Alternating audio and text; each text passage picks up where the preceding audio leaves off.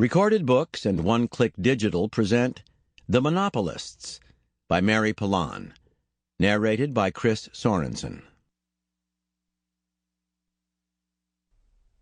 For Mom and Uncle Larry. The last player left in the game wins. 1935 Monopoly board game rules. Chapter 1. The Professor and the Trust-Busting Game. The courtiers were shown the board, and after a day and a night in deep thought, one of them, Buzur Jamir, solved the mystery and was richly rewarded by his delighted sovereign. Karnamak I Artach Shatar I Papakan, about 600 A.D. One day during the depths of the Great Depression, an unemployed salesman named Charles Darrow retreated to his basement. He had no money, no prospects, and a wife and children he was desperately trying to support. Sitting in his dank basement, Darrow suddenly had an inspiration. Pulling out a piece of oilcloth, he began to draw a board game featuring Atlantic City streets and properties.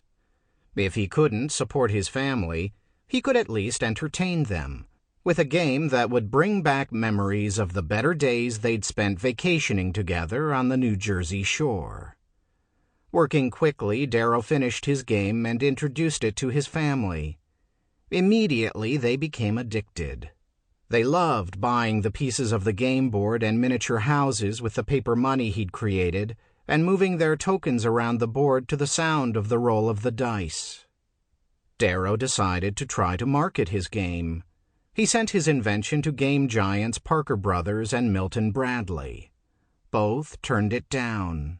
But Darrow persevered, and largely through word of mouth, the game began to sell. Parker Brothers, now on the verge of economic collapse, reconsidered and bought Darrow's Monopoly game.